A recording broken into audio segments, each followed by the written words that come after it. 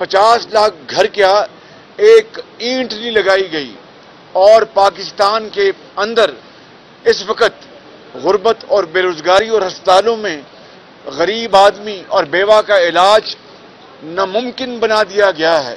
یہ ہیں وہ محرکات جس کی بنا پر ہم نے یہ تحریک عدم اعتماد داخل کی تھی۔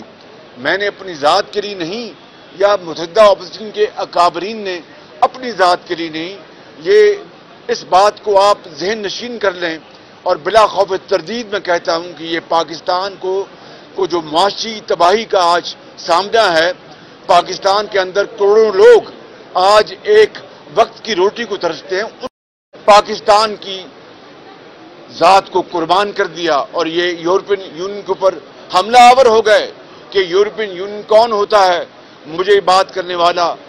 کیا پھر آپ ٹیکسٹائل کی ایکسپورٹس بھول گئے؟ پاکستان کے مفاد کو بھول گئے؟ پاکستان کی جو آپ مہنگائی کی بات کرتے تو اس کو بھول گئے؟ روپے اور ڈالر کی جو ایکوٹی ہے اس کو بھول گئے؟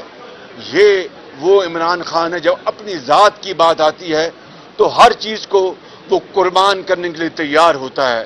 اور آخری بات میں یہ کہنا چاہتا ہوں کہ ہم مطالبہ کرتے ہیں جو نیشنل سیکورٹی کونسل کی جو بات بار بار عمران نیازی دروغ گوئی اور جھوٹ کی بنا پر جو باتیں اور الزام تراشی، تو اس کی سرشت میں ہے، اس کے خون میں ہے کہ دن رات جھوٹ بولو۔ لیکن چونکہ آج پوری قوم کے سامنے اس عمران نیازی نے پارلیمان کے 197 ممبرز کو غدار قرار دلوایا ہے ڈپٹی اسپیکر کی رولنگ کے ذریعے، تو میں آج مطالبہ کروں گا جنرل باجوہ سے جو چیف آف آرمی سٹاف ہیں، میں آج مطالبہ کروں گا D G I S I سے جو نیشنل سیکورٹی کونسل کے ممبر ہیں کہ اگر خدا نہ خواستہ ہم نے غداری کی ہے تو پھر یہ ثبوت قوم کے سامنے لے آئیں، اور بات سن لیں پلیز ذرا، اور عدالت عظمیٰ کے سامنے یہ الزام یہ ثبوت لے آئیں۔ اور اگر ہم نے یہ جرم نہیں کیا، اور اگر کوئی ہم میں سے کسی نے اگر کوئی جرم نہیں کیا، کوئی خدا نہ خواستہ کسی خارجی طاقت کو دعوت نہیں دی، کہیں خدا نہ خواستہ کوئی خارجی وسائل استعمال نہیں کیے، تو پھر دودھ کا دودھ اور پانی کا پانی ہونا چاہیے۔ میں نے آج تک کبھی اس طرح کی صاف الفاظ میں بات نہیں کی۔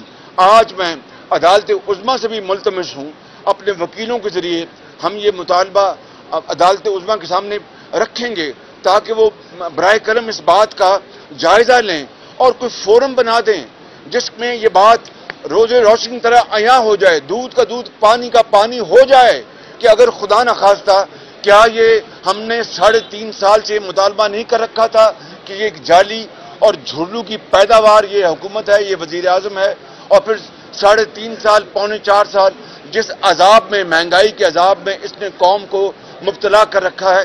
یہ ہمارا مطالبہ تو ڈے 1 سے تھا جب ہم نے آئینی اور قانونی طور پر یہ ووٹ آف نو کانفیڈنس کی ہم نے موشن پیش کی، اس کے بعد غداری کے نعرے لگ گئے۔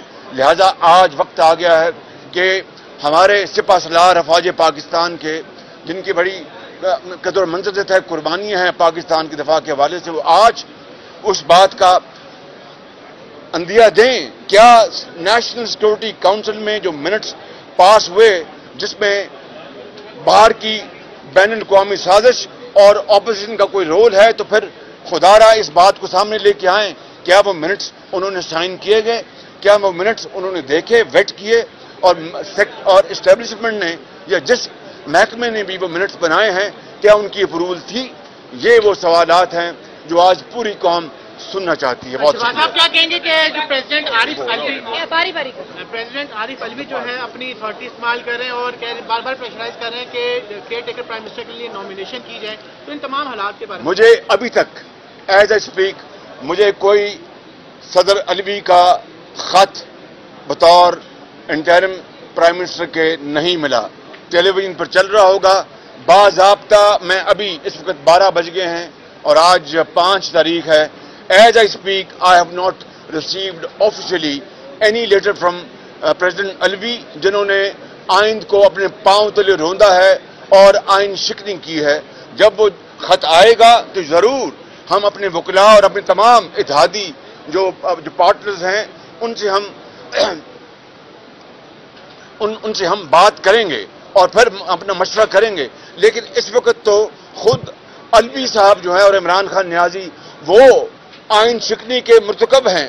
اس کا پہلے فیصلہ ہوگا, اگلی بات بعد میں ہوگی. شہباز صاحب یہ بتائیے گا, چیف جسٹس آف پاکستان نے آبزرویشن دی ہے کہ اپوزیشن نے ڈیلیبریٹلی جو ہے پارلیمان کی قومی سلامتی کمیٹی کا بائیکاٹ کیا ہے. ایک تو اس پہ کامنٹ کرتے ہیں, دوسرا D G I S P R کہتے ہیں کہ جو پریس ریلیز جاری ہوئی ہے نیشنل سیکورٹی کونسل سن لیں, وہی موقع سن لیں میری بات, سن لیں پلیز.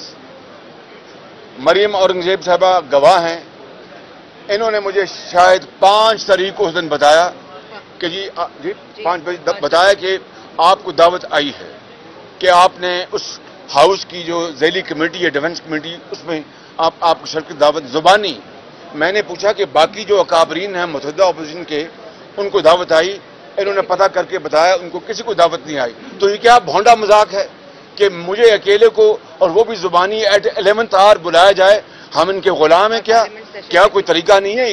ایک طریقہ ہے, آپ ان رائٹنگ آپ مجھے انویٹیشن دیں گے, زبانی کلامی میں جاؤں اور میری وہاں پر وہ کہیں جی آپ کو تو بلایا نہیں. What is this cruel joke کی ناٹ بی ٹالریٹڈ. یار میں نے جواب دے دیا. Thank you.